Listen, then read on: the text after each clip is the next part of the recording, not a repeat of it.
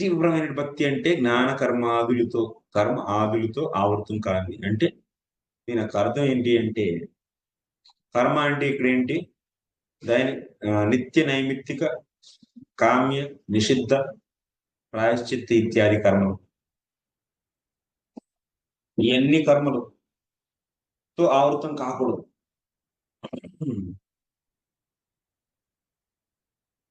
Plus జ్ఞానం అంటే ఇప్పుడు ఏంది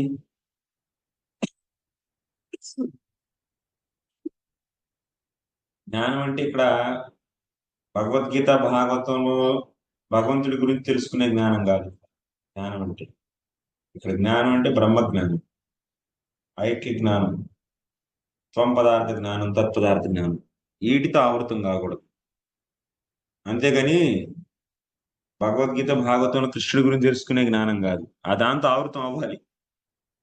దాంతో ఆవృతం అయ్యేది అదే భక్తి అసలు. సో కాబట్టి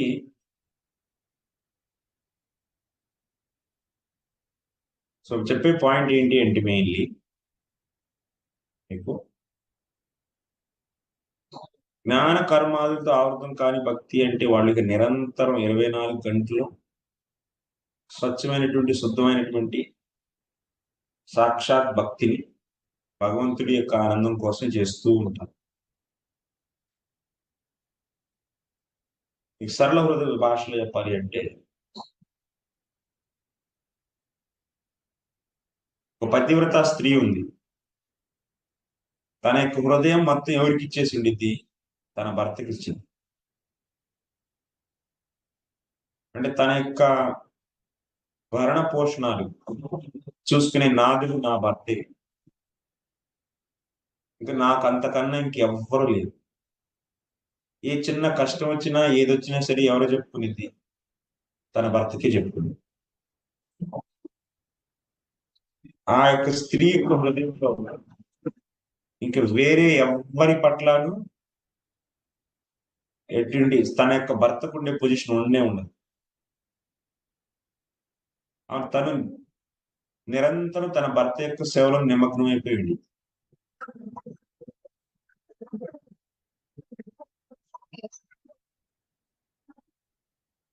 తన యొక్క భర్త యొక్క సేవలోనే నిమగ్నం అయిపోయి ఉండిద్దాను. సో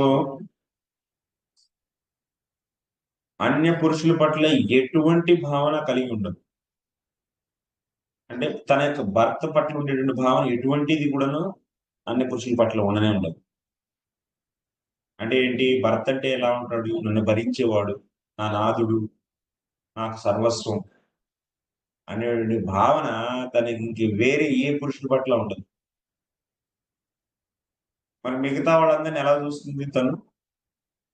జస్ట్ ఏదో పై రెస్పెక్ట్ ఇవ్వాలి కాబట్టి ఇస్తుంది అంతే. సమాజం దృష్టిలో, వ్యవహారిక దృష్టిలో రెస్పెక్ట్ ఇవ్వాలి కాబట్టి ఇవ్వడం అంతే. కానీ తన యొక్క ప్రతి పని ఎవరిని మెప్పించడం కోసం, ఎవరిని ప్రసన్నం చేయడం కోసం? తన భర్తని.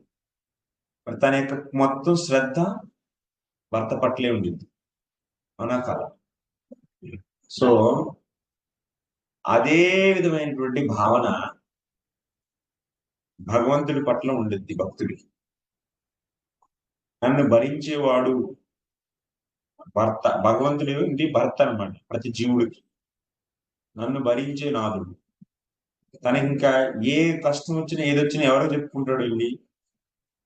ఈ పతివ్రత నారి ఎవరో చెప్పుకునేది భర్తకి. అదే విధంగా ఈ యొక్క భక్తుడు కూడా భగవంతుడికి. ఇంక అంతేగాని కర్మ అంటే వేరే దేవతలను పూజించడం. కర్మలు అంటే ఏంటి? వర్ణాశ్రమ ధర్మాలు, ఇవి నన్ను పోషిస్తాయి, లేకపోతే ఇవి నన్ను భరిస్తాయి, వీటి వల్ల నేను మెయింటైన్ అవుతాను, ఏమి ఉండవు అన్నమాట.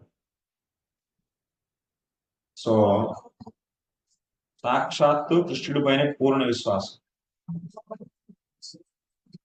సో ఇలాంటి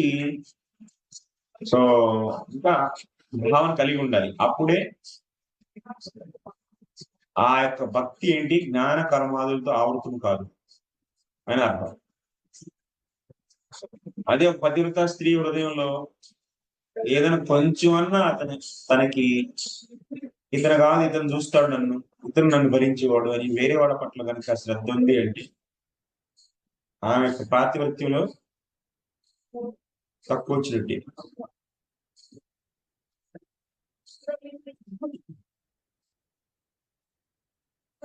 సో ఈ విధమైనటువంటి భావన కలిగి ఉండడం అనేది భక్తుడికి ముఖ్యం. ఒక పతివ్రత స్త్రీ ఏ విధంగా అయితే భర్త పట్ల భావాన్ని కలిగి ఉంటుందో అదే విధంగా భక్తుడు భగవంతుడి పట్ల భావాన్ని కలిగి ఉండి చేస్తే భక్తి అది జ్ఞాన కర్మాదులతో ఆవృతం కాదు అని చెప్పచ్చు.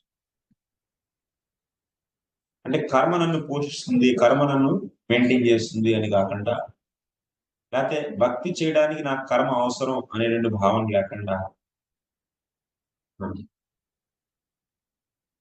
అంటే సమాజానికి శుద్ధ